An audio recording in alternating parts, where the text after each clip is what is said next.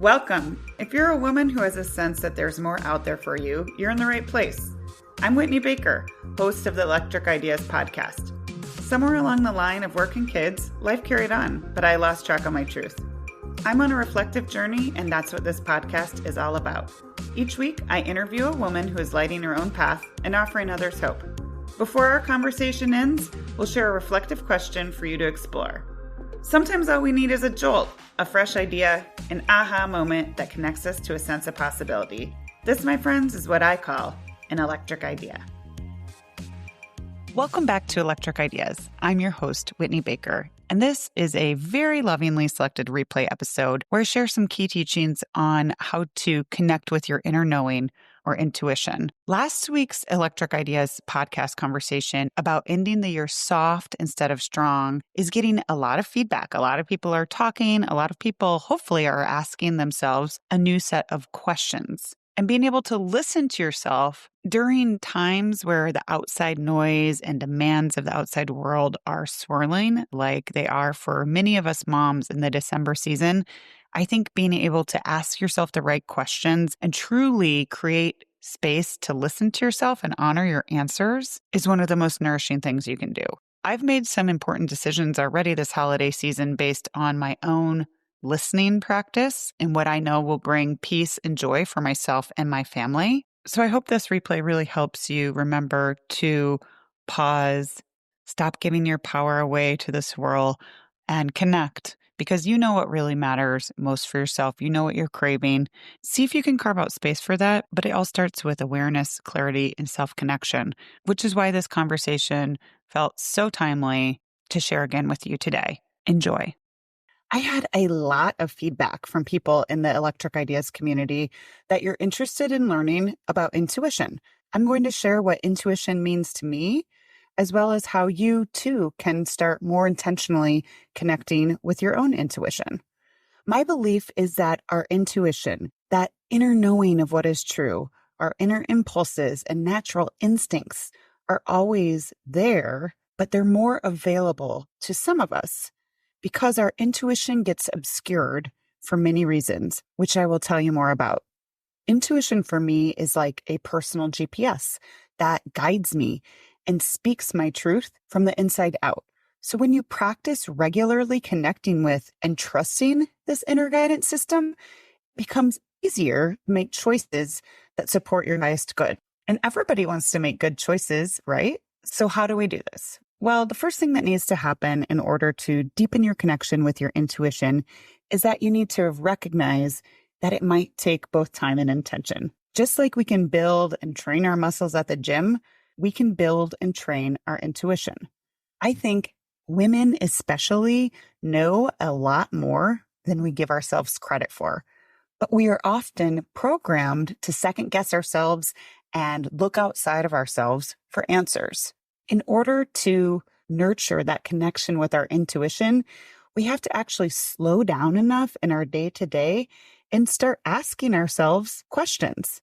So for some of you, that already might feel a little weird or uneasy, but I found that a lot of people tend to wait until they've got these really big, potentially life-altering decisions to make to turn to their intuition. And if they haven't practiced connecting to their intuition, sometimes I think it's harder to hear and listen. So instead of waiting to be in that situation, start practicing small with low-stakes questions. For example, what do I want for lunch? Believe you have an answer inside of you, and then listen when it actually comes to you. When you make a habit out of listening to these small nudges in your day-to-day and following them, you begin to slowly build that self-trust muscle. That way, when it comes time for these bigger decisions, you already have your personal guidance system tuned up and in great shape. I want to share a quick passage from Arianna Huffington's book called Thrive because it really speaks to me and encapsulates a lot of how I think about intuition. She says, even when we're not at a fork in the road, wondering what to do and trying to hear that inner voice, our intuition is always there, always reading the situation, always trying to steer us the right way. But can we hear it? Are we paying attention? Are we living a life that keeps the pathway to our intuition unblocked.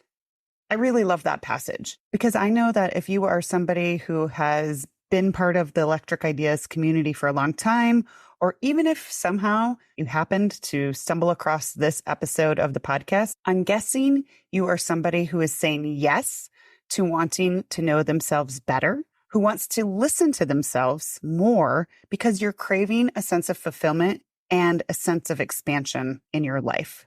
And you probably have a sense that the answers are inside of you and not outside of you, but you're not entirely clear how to tap into that inner guidance system. So like I said, a starting place is being more clear about asking questions, big and small, to yourself first. But as the passage I shared from Ariana Huffington asks, are you living a life that keeps the pathway to your intuition unblocked? Another question I would add to that is, do you know how to distinguish your inner wisdom from the barrage of other mental chatter that's common for lots of women? So let's talk about both of those important pieces. For me, a large part of keeping the pathway for intuition unblocked is create both physical and inner space to listen. So it's one thing to get really intentional about asking yourself questions, but I also encourage you to find a practice that can help you rise above the fretting and fray of everyday life and actually hear what your intuition is telling you. We live in a world of incessant busyness, of constant bombardment from digital devices, and it's easy to feel noisy in our minds and in our lives. But just know that choosing to always be in a state of constant inputs and noise might be canceling out your ability to hear your intuition. This is one of the many reasons I practice meditation daily. It's a great tool to help slow the external swirl and intentionally drop into your internal space. When I say create time to slow down and listen in, it doesn't mean that that's what your entire life has to look at. I think sometimes women look at these practices in a black or white way, as if they have to spend their entire lives in a Zen den in order to connect with their intuition. And that's just not true. I have plenty of noise in my life. I love blaring music in the kitchen, and I'm usually happiest when there is a huge pile of shoes in my entryway because it means friends or my kids' friends are enjoying my home. So your entire life doesn't have to feel tranquil. That would probably get a little boring if you ask me. However, if you don't routinely have some sort of activity where you are by yourself and you're able to tune out the noise of the external world, turn off the to-dos, and tune into yourself, then I highly encourage you to build that into your regular routine because you might not know what you're missing. If meditation isn't your jam, that's not a problem. There are so many ways you can tap into your intuition, and I encourage you to let it feel fun. It's really important to me when I do any episode of Electric Ideas by myself or when I have a guest on that maybe we teach you something or explore something that gives you a fresh sense of possibility, but also that there is something tangible that you can try, that you don't have to think about or create for yourself. So with that in mind, here are a couple of practices you can try out and again, have fun with in order to connect to your intuition. Number one, you can go for what I call an answer walk. I made up that name as I was dreaming up this episode. Find a time to go for a quiet walk, preferably somewhere in nature where you don't have tons of outside noise. Before you start walking, ask yourself a question you'd like an answer to. It might be something that's weighing on you, like a decision you need to make about your health or at work. But it could also be something like, what would be fun for me to do this weekend? You don't have to save your intuition for questions that feel heavy. So ask yourself the question internally and envision planting the question like a seed in your heart. Then let it go and simply go for your walk. Don't listen to a book or a podcast or music or make a call on your walk. Just walk. And don't feel the need to focus on producing an answer. Trust that you planted a question like a seed in your heart space and that you're simply creating space so that answers will bubble up when the timing is right. Here's another fun practice you can explore. Try asking yourself a question at night when you're relaxed in bed, right before you turn off the light to go to sleep. You might even want to have a journal handy on your bedside table so you can write down the question on a blank sheet of paper before you go to sleep. I've heard this exercise talked about a lot as a genius habit, and I feel like it doesn't require scientific explanation to agree that things happen with our subconscious mind while we sleep. When you pose a question to yourself right before your head hits the pillow, you prime your mind to work on finding solutions while you rest. Then, when you wake up before racing to get your day started, take the journal with the question in it and ask yourself the question again with an intention of actually asking your intuition, your inner guidance, the question. Then just write down what comes up. You might be surprised at the fresh perspective or clarity of your answers. Hi, it's Whitney hopping in this episode. If you've been feeling stretched thin as a mom, giving to everyone else while your own spark fades, I want to tell you about something new. It's called Back to Bright. It's a personalized 4-week coaching experience for moms who are ready to move from scattered to steady right in the middle of the messy holiday season. You heard me right. Sometimes when we feel the busiest, it's an invitation to slow down the most. I'll work with you to realign your rhythms, eliminate energy leaks, and create everyday anchors that help you feel alive so that you can contribute to your family and your passions from a place of overflow instead of depletion. I don't want you to feel like you're just getting through the days.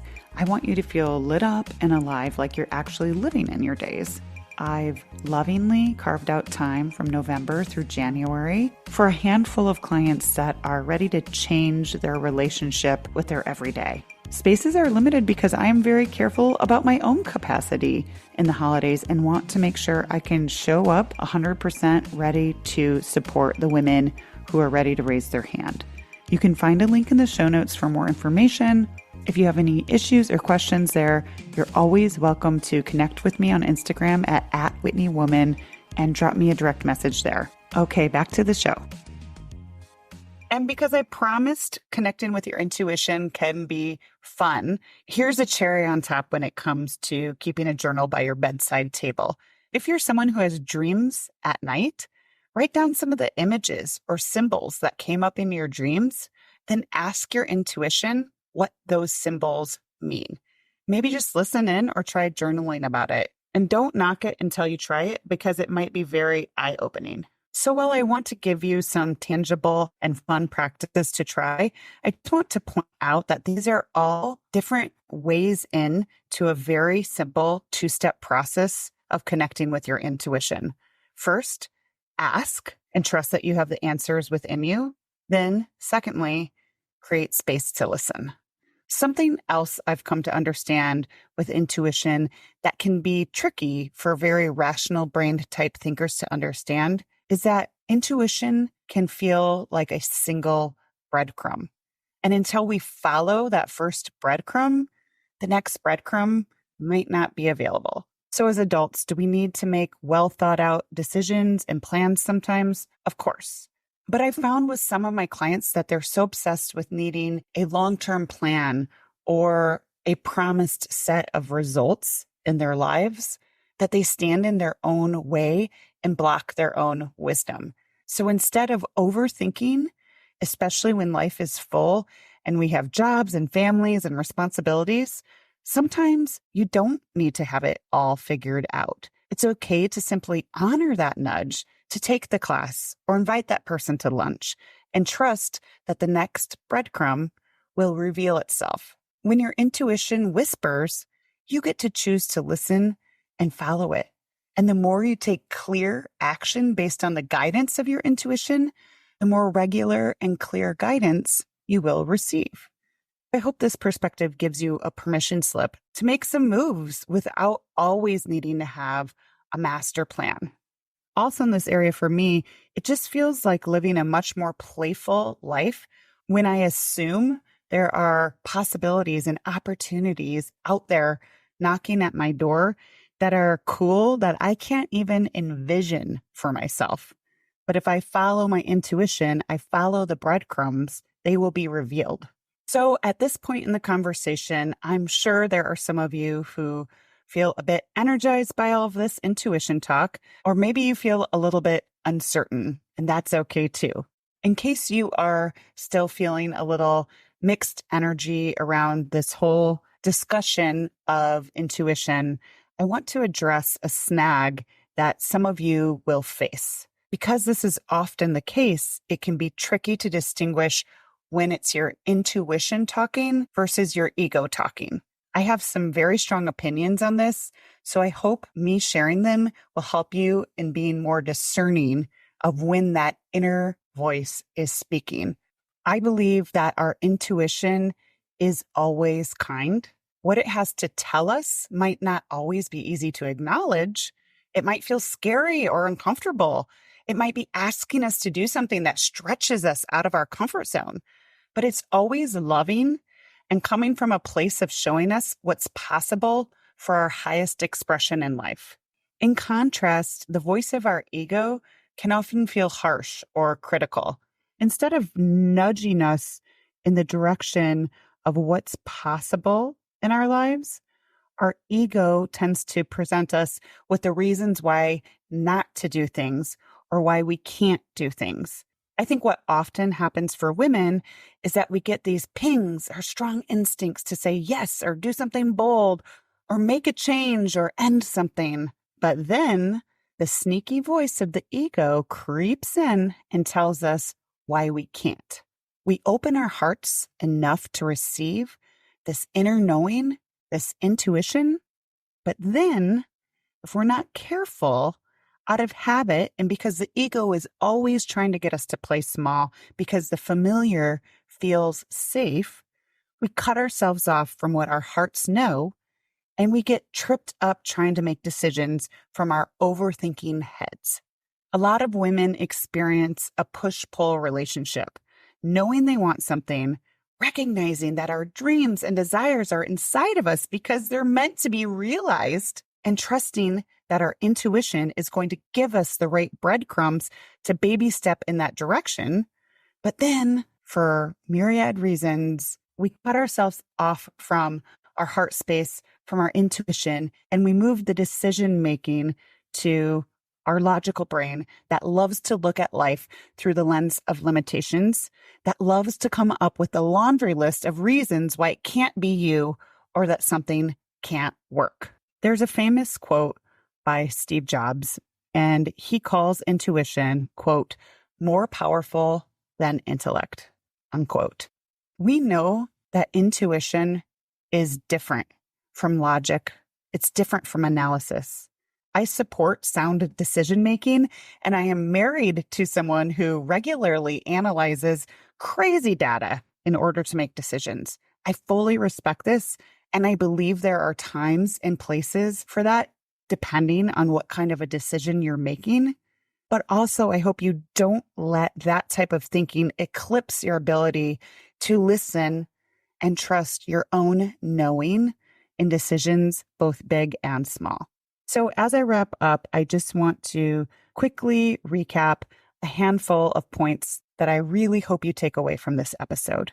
First, connecting with your intuition might require time, intention, and trust, as well as the willingness to create space to slow down, get quiet, and listen to what your intuition is actually trying to tell you.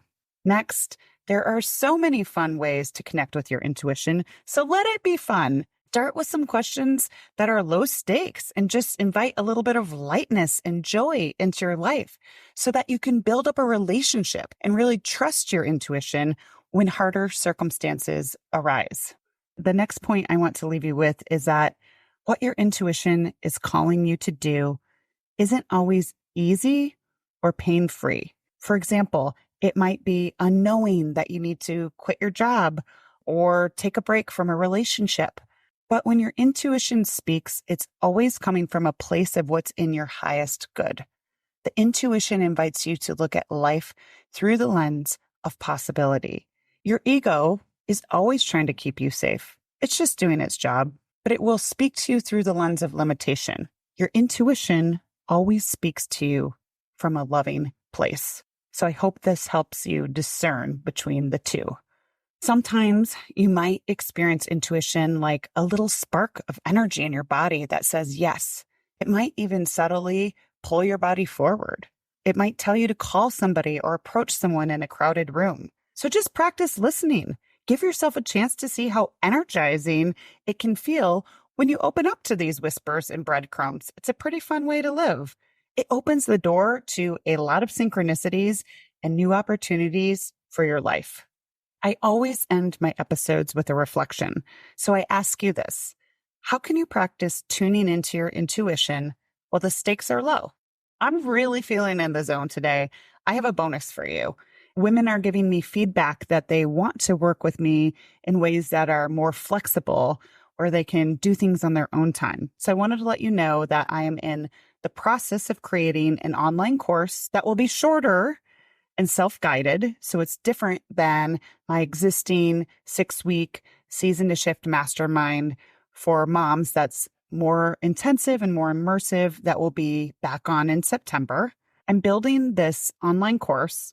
And as I'm building this online course, I'm having a lot of clarity that oftentimes women's lives are so full that it's a blessing to simply have a structure to practice and try out the things I talk about without having to think about or create them for themselves.